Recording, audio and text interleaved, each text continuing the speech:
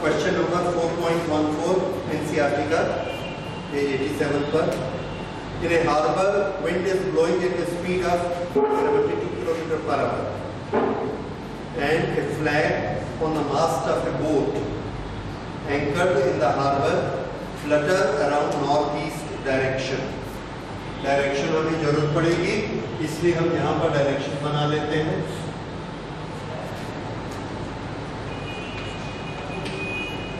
Okay,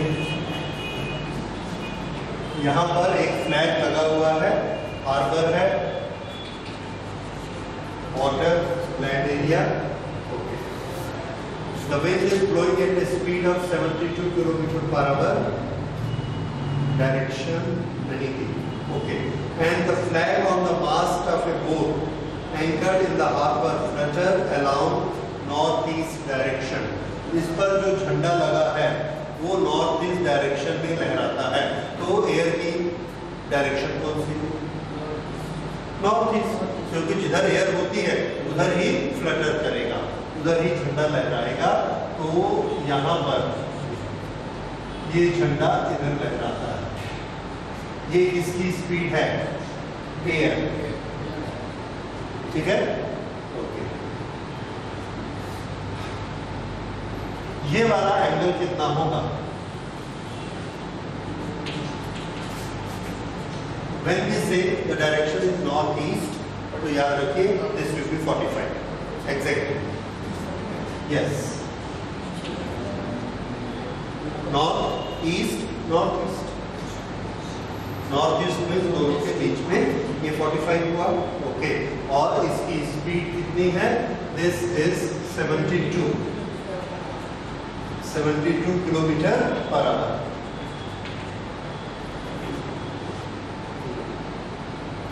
If the boat start moving at a speed of 51 kilometre per our to the north, ये boat इधर जाने लगती है, इधर, और किस स्पीड से जाती है boat? And velocity of the boat is equal to how much? 51 kilometre per hour. ये बोट इधर जाती है। Okay, to the north. What is the direction of the flag on the mast? जब ये आगे जाएगा तब भी झंडा इसी डायरेक्शन में लहराता रहेगा या उसकी डायरेक्शन बदल जाएगी? ये हमारा क्वेश्चन। तो पहली चीज तो ये है कि क्वेश्चन समझ में आया कि नहीं, कि क्या पूछा जा रहा है? झंडे की डायरेक्शन बताइए। झंडा किस डायरेक्शन में फ्लटर करता है, किस डायरेक्शन में लहराता है? आंसर है जिधर उस पर हवा पड़ती है ना। जिधर उस पर हवा पड़ती है उस डायरेक्शन में वो लहराता है। जब यहाँ पर नाव खड़ी थी तो इस पर हवा किस तरफ जा रही थी? नॉर्थ ईस्ट में, तो वो इधर जा रहा था। अब दूसरी चीज, मान लीजिए हवा नहीं चल रही है, हवा नहीं चल रही है, हमने अपनी मोटरसाइकिल पर फ्लैग लगाया, वो झुका हुआ है। ओके, हमने मोटरसाइकिल चलाई 51 की स्पीड से इधर, तो झंडा ऐसा पीछे लहराएगा कि सामने लहराएगा? पीछे लहराएगा। मोटरसाइकिल किधर जा रही है? सामने। झंडा पीछे क्यों लहराएगा? क्योंकि झंडे पे जो हवा पड़ती है वो किधर पड़ती है? पीछे की तरफ। मोटरसाइकिल आगे बढ़ेगी तो उसके रिलेशन में एयर किधर जाएगी? पीछे। इसलिए झंडा किधर लहराता है? पीछे। तो जब झंडे को कैरी करने वाली बोट आगे जाएगी तो उस झंडे पर एयर किधर प्रेस करेगी? पीछे। मोटरसाइकिल में देखा ना आपने, मोटरसाइकिल आगे जाती है तो झंडे पे हवा किधर पड़ती है? पीछे। तो झंडा पीछे की तरफ लहराता है। अगर हम हाथ को ऐसा करते हैं तो झंडा इधर हो जाता है, और हाथ को ऐसा करते हैं तो झंडा इधर हो जाता है। क्यों? क्योंकि उस पर relative velocity of the air उल्टी डायरेक्शन में होती है। हमारा हाथ इधर गया तो हाथ के रिस्पेक्ट में एयर इधर गई, इसलिए झंडा ऐसा। अब बताइए, ये जो झंडा है अगर बोट इधर जाती है तो झंडे पे एयर किधर पड़ने वाली है? बोट की वेलोसिटी के कारण पीछे। ये ये वेक्टर किसको दिखाता है? एयर जो कि झंडे पर पड़ रही है, किसके कारण? बोट के सामने भागने के कारण। समझ आया? बोट सामने जाएगी, अब एक झंडा है, उस पर दो एयर वेलोसिटी है। एक एयर वेलोसिटी जो नेचुरल फ्लो हो रही है, उसकी डायरेक्शन क्या है?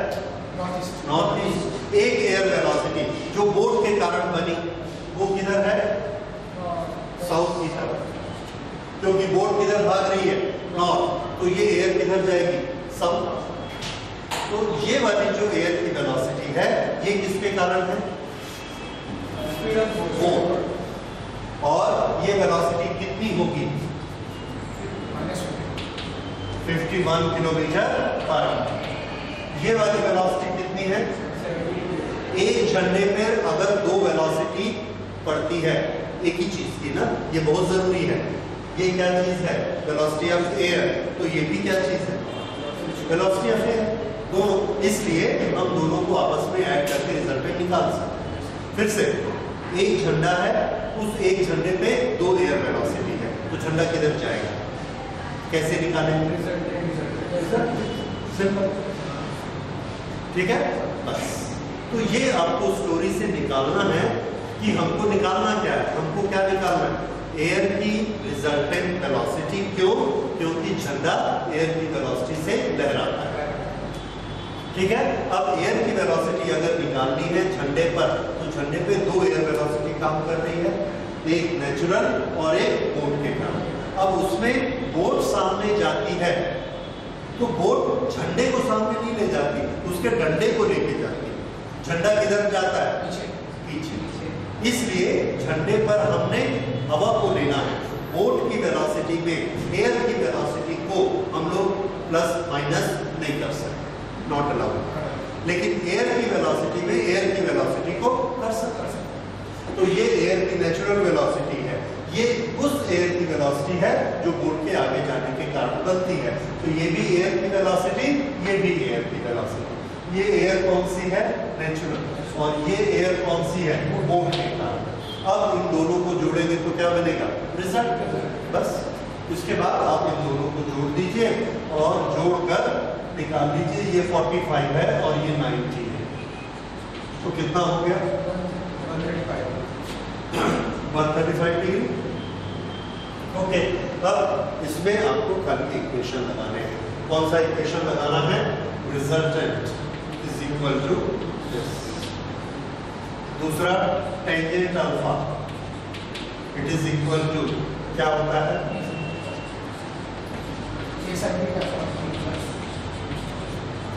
ये, ठीक है? चलो दोनों लगाइए और मुझे बताइए कितना आता है। सर वो जो ऊपर ऐसे जो वेलोसिटी है उसको पैरेलल डिस्टेंस करके नीचे ला सकते हैं? और फिर ला सकते हैं, बिल्कुल ला सकते हैं। अगर आप इसको इसके साथ ऐड करना चाहें तो इसको लीजिए 51 और ये लीजिए, ये कितना? 7। ये है 72, ये 51 यहाँ, 72 यहाँ, तो ये रिजल्टेंट आया, ये रिजल्ट। लेकिन ये यहाँ जाके खत्म होता है, आपको नहीं मालूम, तो आप ये ट्रायंगल नहीं बना पाओगे। ये यहाँ खत्म हो गया तो आपका ट्रायंगल ऐसा बना। हो सकता है 72 यहाँ जाके खत्म हो तो आपका ट्रायंगल ऐसा बना। So you don't know. तो फिर कैसे पता लगाएंगे? हमारे पास फॉर्मूला। इस फॉर्मूले से हमको क्या क्या मालूम होना चाहिए? ए, बी, थीटा। ए कितना है? बी 70। थीटा कितना है दोनों का? 1। ठीक है, अब निकालिए।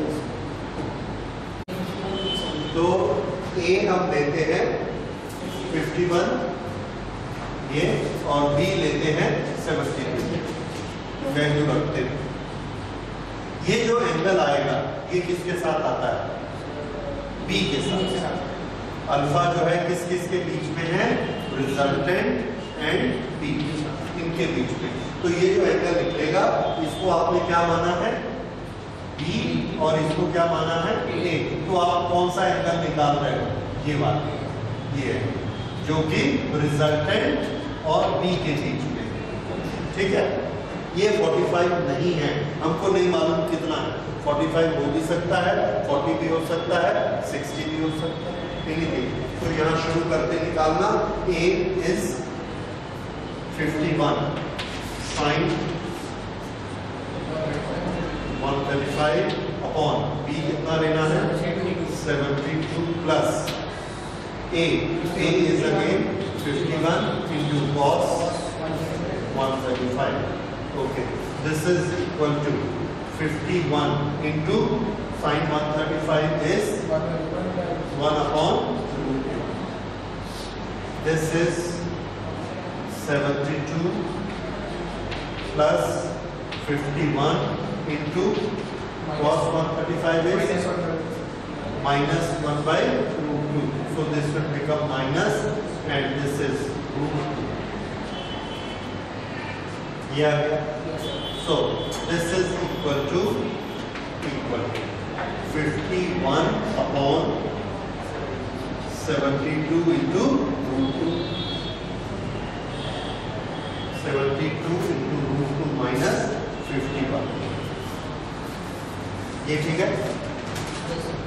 ये दोनों का एलसीएम रूट 2 निकला, तो रूट 2 इस रूट 2 से कैंसिल हो गया। ये कितना बच गया 72 रूट 2 माइनस 51.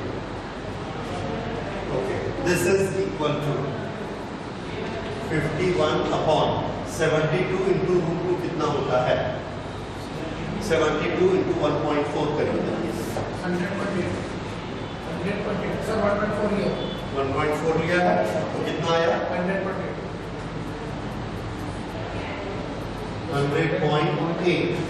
ओके, 101 मान लीजिए माइनस 51 कितना हुआ ये 50.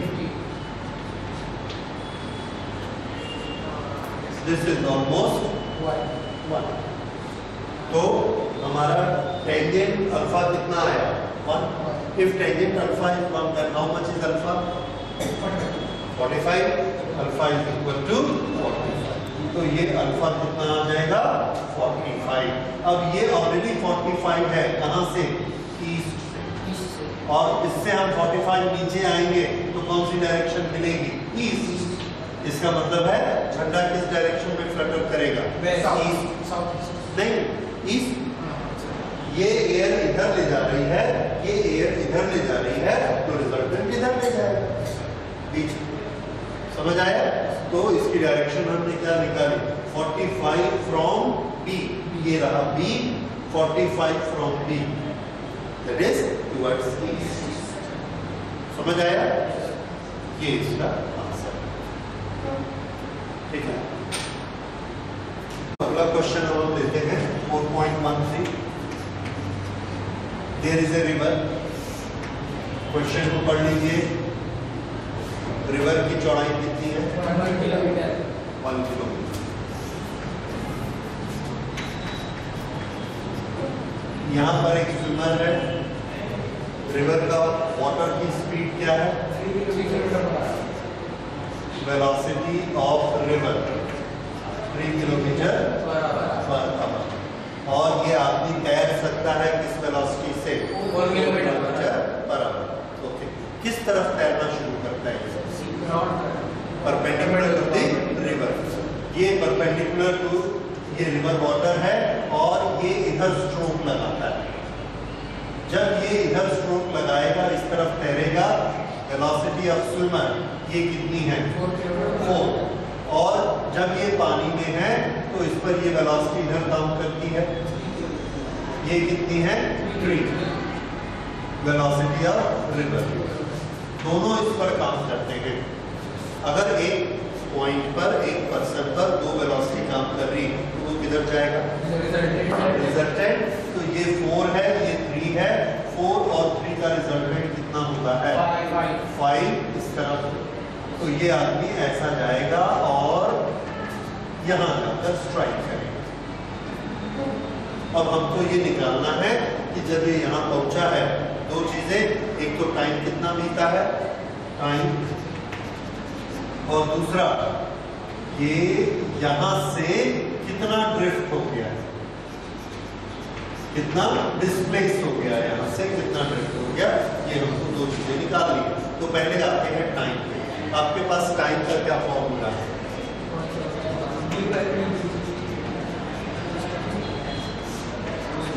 Distance upon velocity.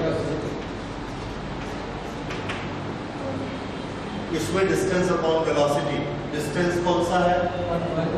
1 kilometre. Very good, 1 kilometre. Velocity कितनी लेंगे? अब यहाँ पर आपके पास 3 वेलोसिटी है, 4, 5, 3। कौन सी लेंगे? क्यों? क्योंकि आपको एक प्रिंसिपल बताया था कि जब आपको टाइम निकालना है तो जिस डायरेक्शन में आप डिस्प्लेसमेंट लेते हैं उसी डायरेक्शन की वेलोसिटी लेंगे। ठीक है? इस डायरेक्शन में जाने के लिए ये वेलोसिटी काम में नहीं आती, यही वेलोसिटी काम में है। इसलिए टाइम हमेशा किससे निकलता है? Same direction of displacement and velocity. तो यहाँ पर अगर ये डिस्प्लेसमेंट की डायरेक्शन है तो वेलोसिटी भी कौन सी लेनी पड़ेगी? 4। भले वो इधर जा रहा है, इधर जा रहा है, इधर जा रहा है, लेकिन हमको ये वेलोसिटी लेनी पड़ेगी। तो ये वेलोसिटी कितनी है? 4। तो टाइम कितना आएगा? Distance is 1, velocity is 4। ये हमारा आंसर आ गया, 15 मिनट। बस दूसरा आंसर क्या निकालना है? How much? ये वाला डिस्टेंस हमको निकालना है x। ये डिस्टेंस किस डायरेक्शन में है? इस डायरेक्शन में। और डिस्टेंस किसके बराबर होता है? Velocity into time. Distance x is equal to velocity into time. x की डायरेक्शन की वेलोसिटी और टाइम। क्यों? क्योंकि x इस डायरेक्शन में है तो वेलोसिटी भी इस डायरेक्शन की चाहिए। तो कौन सी इस डायरेक्शन में कितनी वेलोसिटी है? 3। so this is 3 and into 1/4। 1/4 क्यों लेंगे? 15 क्यों नहीं लेंगे? इसलिए नहीं। 3 का यूनिट बोलिए, किलोमीटर पर आवर। इसलिए टाइम किसमें लेना पड़ेगा? आवर में। समझ आया? अगर ये होता मिनट में या 2 मीटर पर सेकंड तो हमको टाइम किसमें लेना पड़ता? सेकंड। समझ आया? हाँ, अगर ये मीटर पर सेकंड होता तो ये टाइम किसमें लेते? सेकंड। ये किलोमीटर पर आवर है, पर आवर, इसलिए ये हमने क्या लिया? आवर। समझ आ गया? ये इस तरह से हुआ। यूनिट को आप मल्टीप्लाई करके देखिए, 3 kilometre per our multiplied by 1/4 our. ये देखिए आवर आवर कैंसिल हुआ। अगर हम आवर नहीं लेते तो कैंसिल नहीं हो सकता, इसलिए जो ये यहाँ पर होता है वही हमको वहां पर लेना है। ओके, तो ये कितना आ गया? 3/4 और 3/4 क्या है? किलोमीटर। Kilometre this is. अगर हम उसको फ्रैक्शन में नहीं रखना चाहते तो 750 मीटर। ओके, तो ये हो गया दिस क्वेश्चन।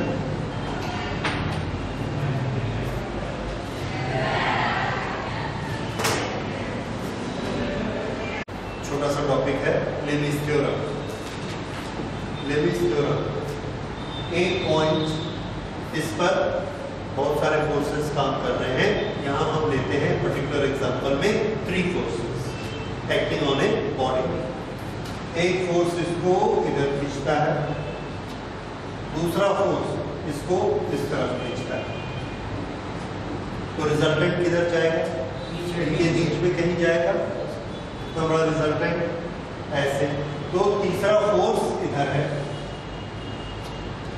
ये जो इसका रिजल्टेंट बनता है, ये रिजल्टेंट बना, ठीक इस रिजल्टेंट के इक्वल और अपोजिट ये तीसरा है। तो इन दोनों का जो कंबाइंड इफेक्ट होता है, जो इस पॉइंट को इधर खींच सकता है, उसको ये क्या कर देता है? अपोज करके रोक देता है। ठीक है, तो ये पॉइंट अब इक्विलिब्रियम में आ गया।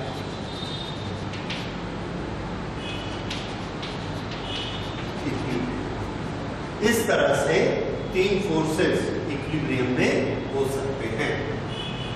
If three forces are acting on a point, the point may be in equilibrium for a particular angle.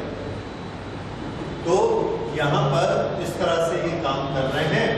ये तीन forces, this is F1, F2 and F3। इनके बीच कुछ एंगल बने हैं। ये एंगल है अल्फा, ये एंगल है बीटा, और इसके अपोजिट जो एंगल है दिस इज गामा। तो लेविस थ्योरम का ये कहना है if three forces are acting on a body and the body is in equilibrium, अगर ये इक्विलिब्रियम में है तो ये फोर्सेस का और एंगल का आपस में एक फिक्स रिलेशन होता है। What is that relation? The relation is F upon sin alpha, F upon sin alpha। ये कौन सा F है? 1 is equal to F2 upon sin beta is equal to F3, और F3 के इधर उसका कौन सा बना? sin gamma. sin का ये रिलेशन कहलाता है लेविस थ्योरम।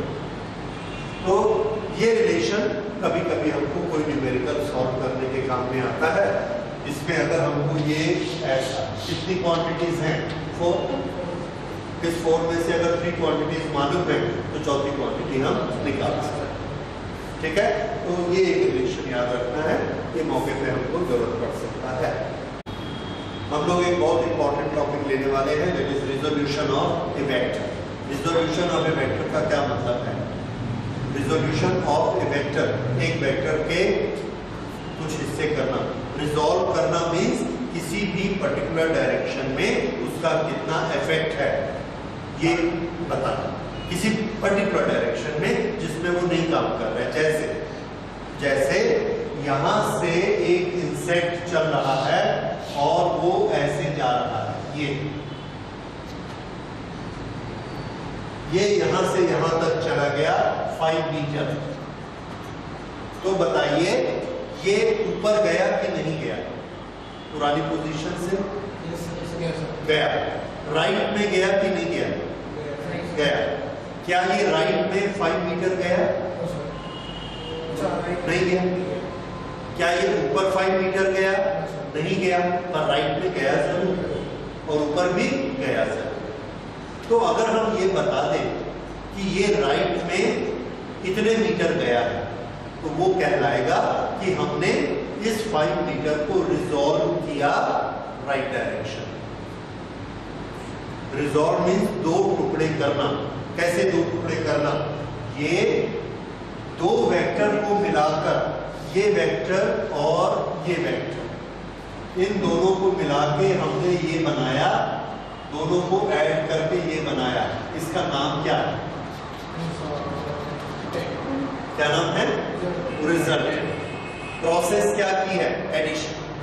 एडिशन करके हमने क्या बनाया? रिजल्टेंट। इस प्रोसेस को उल्टा कर दो, इसको तोड़ो, ये अकेला इन दोनों के बराबर है तो इस अकेले के बराबर ये दोनों है। तो पहले हमने एक प्रोसेस सीखी, 2 वेक्टर को मिलाकर एक वेक्टर बनाना। इसको नाम क्या दिया? एडिशन। जो उसमें रिजल्ट आता है उसका नाम क्या है? रिजल्ट है। अब इस प्रोसेस को उल्टा कर दिया। इस एक वेक्टर के बराबर कौन काम करते हैं? ये 2। हाँ, एक चीज हमने रेस्ट्रिक्शन लगा दी कि हम सिर्फ 90 डिग्री लेंगे और नहीं लेंगे। तो ये हमने एक राइट एंगल बना दिया। अब इसमें देखिए ये ए और बी, ये दोनों मिलाकर किसके बराबर है? सी के बराबर है। तो हम ये बोलेंगे ए और बी सी के कंपोनेंट्स हैं। सी के क्या है? कंपोनेंट्स।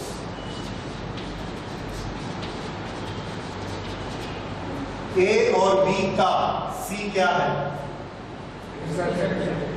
ठीक है। सी के ए और बी क्या है? कंपोनेंट्स। तो ये सिर्फ हम लोग नॉमेनक्लेचर कर रहे हैं और कुछ नहीं। जैसे मैं अपने पिताजी का क्या हूं? हाँ, ठीक है, लेकिन वो मेरे क्या है, ठीक है ना। तो ये इस तरह से रिश्ता हुआ, तो ये रिजल्टेंट है, तो ये दोनों इसके क्या कहलाते हैं, कंपोनेंट, और ये इन दोनों का क्या कहलाता है, एक बनता है। अब ये एक 5 मीटर इधर गया है, हमको पूछा गया कि ये ईस्ट में कितना गया और नॉर्थ में कितना गया, और हमने तुरंत ये बना दिया राइट एंगल ट्रायंगल। ये अब हमको मालूम है इन दोनों का एडिशन भी होता है, ठीक है। ऐसा भी बना सकते हैं और पैरेललोग्राम से भी बना सकते हैं, ये बना दिया। तो ये रहा ए, ये रहा बी, और ये है हमारा आर। तो ए और बी आर के क्या कंपोनेंट्स, कैसे बनाए, राइट एंगल करके, राइट एंगल से बनाया। तो हमने एक प्रोसेस अडॉप्ट की कि कोई भी एक वेक्टर में हम एक राइट एंगल क्रिएट करके उसके दो हिस्से कर सकते हैं, दो डिफरेंट डायरेक्शन। उसमें से एक डायरेक्शन हमारी चुनी हुई डायरेक्शन, फिर से सुनिए, चुनी हुई डायरेक्शन ये 5 मीटर है, ये इंसेक्ट ऐसे गया। अब मैंने आपसे पूछा जरा बताना कि ये इस डायरेक्शन में कितना गया, अभी आपने इधर बताया। अब मैंने पूछा इस डायरेक्शन में कितना गया, कोई प्रॉब्लम नहीं है। हम क्या करते हैं, ये लाइन खींचते हैं और यहां से परपेंडिकुलर बनाते हैं। ये वेक्टर ए और ये रहा वेक्टर बी, देखिए फिर a प्लस बी ये आ गया, और ये एंगल कितना रखना है, 90। इसमें से हमने कौन सी डायरेक्शन चुनी, ए, इसमें हमने ये एक ही डायरेक्शन चुनी। इसका ये मतलब है एक कंपोनेंट की डायरेक्शन हम चुन सकते हैं, दूसरे की नहीं चुन सकते, क्योंकि दूसरा कंपल्सरी 90 डिग्री रहेगा। तो ये कहलाते हैं उसके, हाँ, रेक्टेंगुलर कंपोनेंट्स। रेक्टेंगुलर मतलब 90 डिग्री वाले, ठीक है। ये दोनों कंपोनेंट्स बने। अच्छा, ये जो प्रोसेस है हमने की, क्या प्रोसेस की, एक को तोड़ के दो बनाया। ये जो प्रोसेस हमने की इसको कहते हैं रिजॉल्व करना, ठीक है। रिजॉल्व करना मींस एक प्रॉब्लम को रिजॉल्व करना, उसका सॉल्यूशन निकालना। हमारा प्रॉब्लम क्या था कि जा इधर रहा है और हम पूछ रहे इस तरफ कितना बढ़ गया, तो हमने इसको रिजॉल्व किया। वेक्टर के रेफरेंस में रिजॉल्व करने का मतलब क्या है, उसका कंपोनेंट निकालना एक पर्टिकुलर डायरेक्शन। और हमेशा याद रखिए कि कंपोनेंट अकेला नहीं होता। अगर हम एक कंपोनेंट बनाएंगे, कि हमने बोला कि 5 मीटर का एक कंपोनेंट बना, ये 4, तो क्या 5 4 के बराबर होता है, नहीं होता है। इसका मतलब एक और कंपोनेंट जरूर बना होगा, ये, क्योंकि अब हमको मालूम है दिस 4 + 3 = 5। तो ये जो प्रोसेस है 5 को तोड़ के दो rectangular component banana, this is resolution of vector, resolution of vector, ठीक है। उसमें से एक की डायरेक्शन हम चॉइस करते हैं, ठीक। अब देखिए और आगे, ये एक वेक्टर है, दिस इज वेक्टर आर। हमने बोला कि इससे थीटा एंगल बनाते हुए ये इसको रिजॉल्व कर दो। तो प्रोसेस हमको मालूम है, यहां पर हमने एक ऐसी लाइन खींची और यहां से एक परपेंडिकुलर खींचा, ये ज्योमेट्रिक प्रोसेस हो गई। यहां से लेके यहां तक ये क्या बना, एक वेक्टर, और यहां से लेके यहां तक ये दूसरा वेक्टर। ये दो कंपोनेंट बन गए। अगर हम इस डायरेक्शन को x मानेंगे तो ये डायरेक्शन क्या है, y। तो ये वाला जो कंपोनेंट है इसका हम नाम देंगे r ही है, लेकिन किस डायरेक्शन में, x। ये भी r है, लेकिन किस डायरेक्शन में, y। तो इस r के ये दो कंपोनेंट बने, और इसको हम लिखेंगे कैसे, vector r is equal to rx plus ry, ठीक है।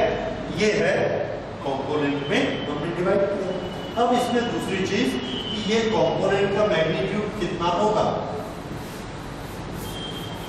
इस कंपोनेंट का मैग्नीट्यूड निकालने के लिए तरीका हमको मालूम है।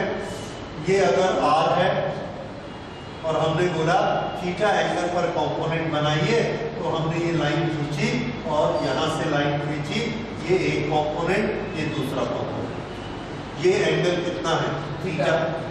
अब मैग्नीट्यूड क्या होता है, तो मैग्नीट्यूड ज्योमेट्री में लेंथ होती है, तो इसकी लेंथ कितनी होगी। अगर इसकी लेंथ r है तो इसकी लेंथ होगी r cos थीटा और इसकी length b sin theta r sin theta. ये कौन है, rx वेक्टर rx का मैग्नीट्यूड। ये कौन है, वेक्टर ry का मैग्नीट्यूड। ये समझ आया। तो वेक्टर r, ये वेक्टर r का मैग्नीट्यूड कितना है r, ये एंगल थीटा है, ये इसका एक कंपोनेंट, ये इसका दो कंपोनेंट। ये वाला डायग्राम नोट करिए और हमेशा के लिए याद रखिए। ये डायग्राम, ये वाला इक्वेशन।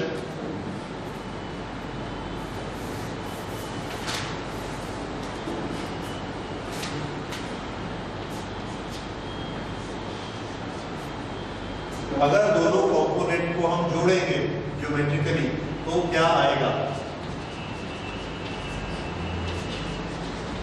रिजल्ट में।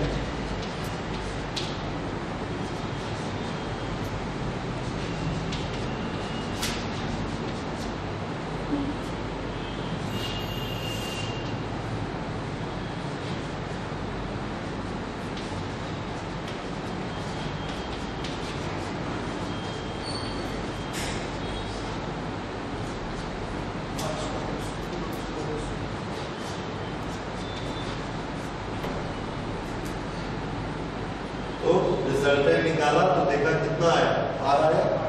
ये क्या कंफर्म करता है कि ये दोनों इसी के हिस्से। ओके, ये इसका मैथमेटिकल मीनिंग हुआ। थोड़ा इसका फिजिक्स में मीनिंग देखिए, नोट कर लीजिए, फिर आगे बात। इसकी जरूरत आपको पड़ेगी जब भी कोई ऑब्जेक्ट, जैसे मैंने अभी बताया, एक इंसेक्ट इधर मूव कर रहा है तो वो इधर भी जा रहा है और ऊपर भी जा रहा है। नदी में एक बोट ऐसे टेढ़ी जा रही है, इसका क्या मतलब है कि वो इधर भी जा रही है और इधर भी जा रही है। तो इस तरफ कितनी वेलोसिटी से जा रही है, तो हम बोलेंगे v cos थीटा। इधर कितने से जा रही है, v sin थीटा। ये अब हमने क्या किया, अभी तक हम दो को जोड़कर एक बनाते थे, अब एक को तोड़ के दो बनाते हैं, लेकिन हमको पता क्या होना चाहिए, थीटा।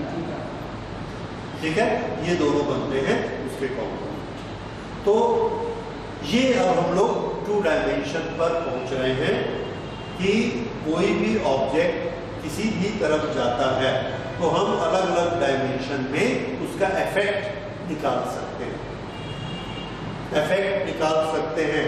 ये एक चीज रखी है और इसको मैं ऐसे दबा रहा हूं, ये अगर मैं ऐसे फोर्स लगाकर, ये इसको ऐसे फोर्स लगाकर दबाता हूं तो ये फोर्स इसको किधर ले जाएगा, सामने और नीचे, सामने नीचे दोनों, नीचे भी और आगे। हाँ, नीचे भी और आगे। ओके, ये ऐसे, ये एंगल इसके साथ बना थीटा, थीटा। ठीक है, ओके। तो आर, ये फोर्स F cos थीटा और F sin थीटा, दो कंपोनेंट बनेंगे और एंगल के अनुसार हम निकाल लेंगे कि एक जो हमने फोर्स लगाया उसके एक फोर्स का कंपोनेंट इसको सामने ले जाएगा, दूसरा फोर्स का कंपोनेंट इसको नीचे दबाएगा। अच्छा, अब देखिए इसको किस तरह से हम बनाते हैं। यहां पर हमने एक बुक को रखा और ऐसे फोर्स लगाया, ये इसके दो कंपोनेंट करो।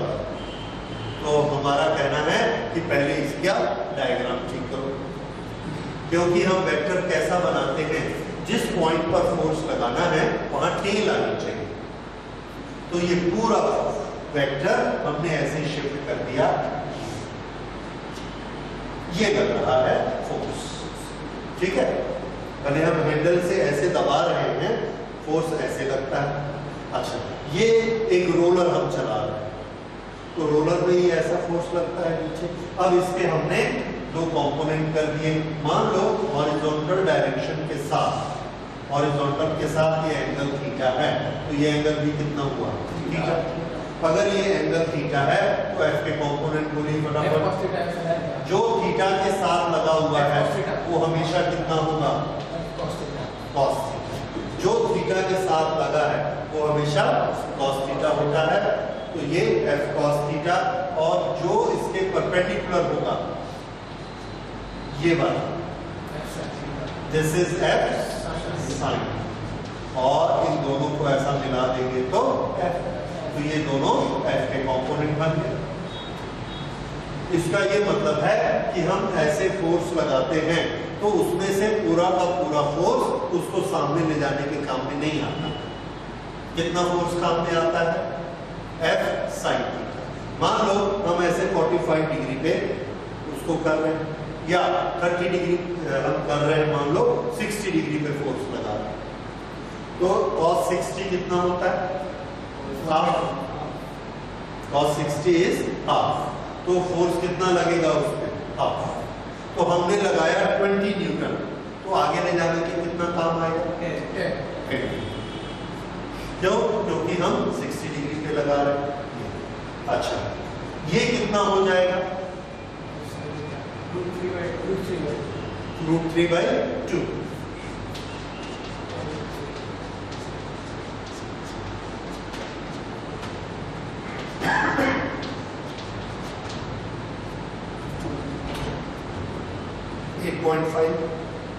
ये किधर लग रहा है?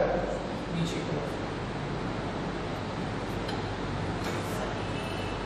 ये नीचे की तरफ लग रहा है। अच्छा, पहले नीचे की तरफ कितना फोर्स लग रहा था? mg। अब कितना लग रहा है? mg plus F sine theta.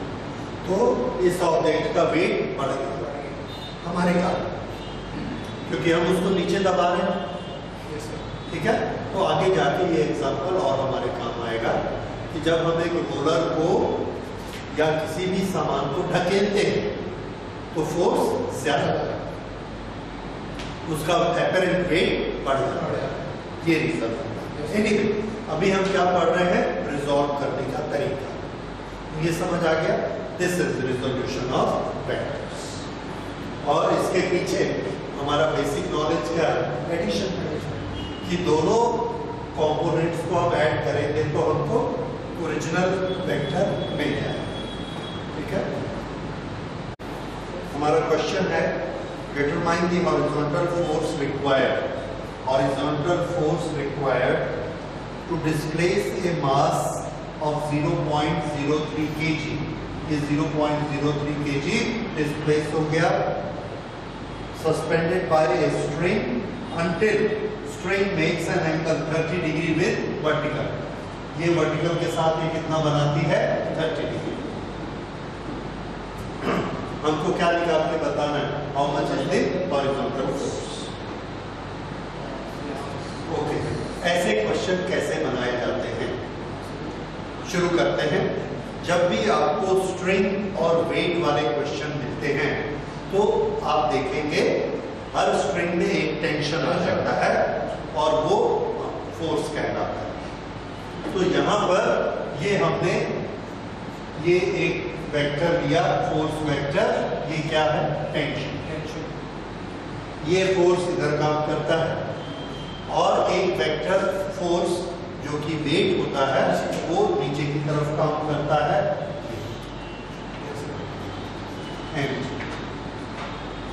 ये तीन काम कर रहे हैं और ये इस जगह पर आकर रुक गया है। अगर रुक गया है तो ये किस कंडीशन में है? इक्विलिब्रियम।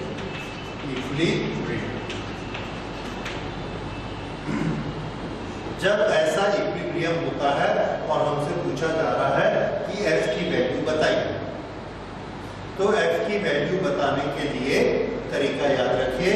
दो तरीके हैं, एक शॉर्टकट है लेबिस थ्योरम पर आप ज्यादा यूनिवर्सल तरीका पकड़िए, टेंशन के दो कंपोनेंट करिए,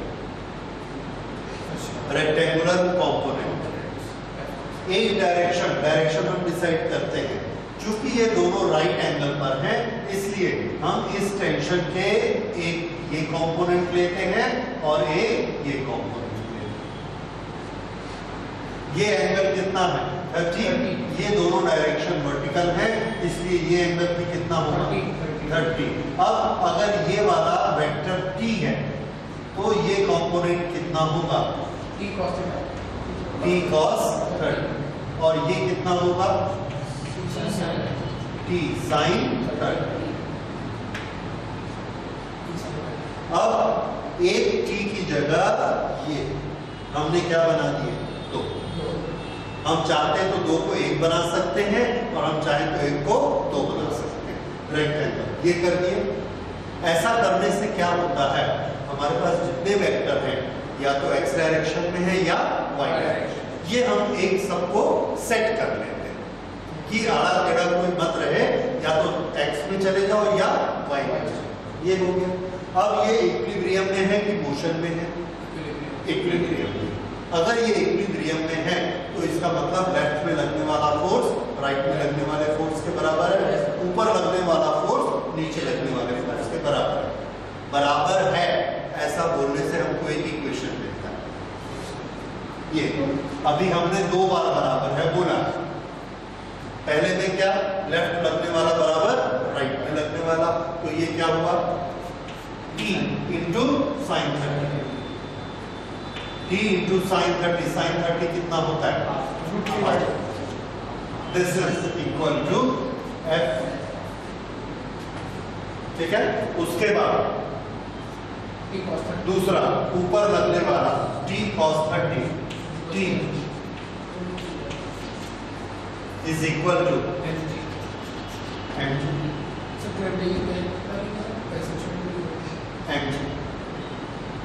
ठीक है, ये आ गया। अब इस t को हम गायब करना चाहते हैं, इसकी वैल्यू नहीं मालूम है, तो क्या कर देंगे, यस डिवाइड करिए तो कितना आ जाएगा, ये 1/2 divided by √3/2 is equal to f upon mg। Okay, so this is 1/√3, ये इधर चला जाएगा, सो this is mg upon √3 is equal to f। ये f की वैल्यू आ गई। ठीक है, सो f की वैल्यू हम कितनी बताएंगे, √3 mg अपॉन, ठीक है, रैशनलाइज करने से सर तो उसमें मास के लिए ना 0.03 kg वो दिया है। ठीक है, दिया है तो इसकी वैल्यू रख दीजिए √3 इंटू 0.03 इंटू 10, तो जी की भी वैल्यू रख देते अपॉन 3 इसको कैंसिल किया तो कितना आ गया 0.01, 0.01 को 10 से मल्टीप्लाई किया तो 0.1, तो ये कितना हो गया √3 इंटू 0.1। √3 कितना होता है 0.1, तो ये हो गया 0.17 न्यूटन। ठीक है, ये हमने कंपोनेंट से इसको सॉल्व किया। ठीक है, लेविस थ्योरम से कर सकते हैं, उससे कर सकते हैं। हाँ, लेविस थ्योरम से कैसे करेंगे, लेविस थ्योरम से ये टेंशन ठीक, 3 फोर्सेस हमको लेने हैं लेविस थ्योरम में, ये रहेंगे।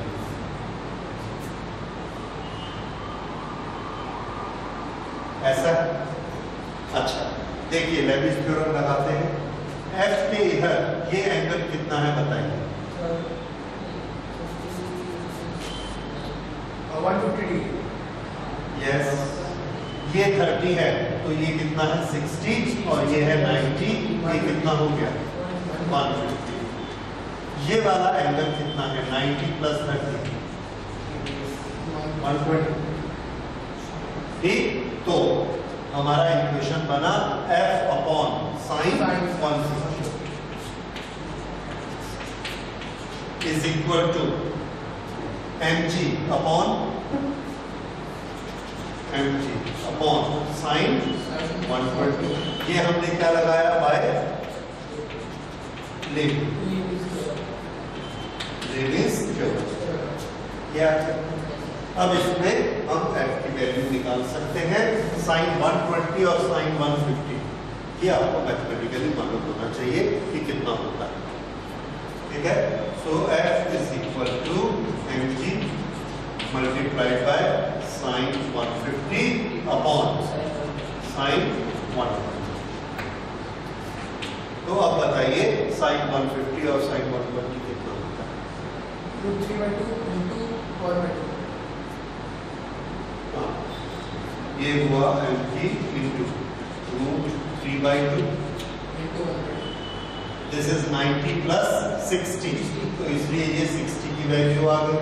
ये 90 प्लस 30, इसलिए ये 30 की वैल्यू आएगी 1/2। So this is equal to mg into वही चीज नहीं, कुछ गड़बड़ है। यहाँ पर हमारा आ रहा था mg अपॉन √3, यहाँ आ रहा है mg into √2। तो इसको करेक्ट करिए, इसको करेक्शन करते हैं। साइन 150 इज 150 क्या होता है 180 माइनस 30, और ये होता है 180 minus 60। So this is sine 30 upon sine 60। Sin 30 is half upon sin 60 is √3/2. This is cancelled, so we get it mg upon 2. ये mg upon √3 वही वैल्यू आई जो हमने यहाँ निकाली। उसके बाद वही चीज आ जाएगी। तो ये लेविस थ्योरम से ये ज्यादा आसान है, शॉर्टकट है, लेकिन वो मेथड याद रखिए क्योंकि वो आपको हमेशा काम में आएगा।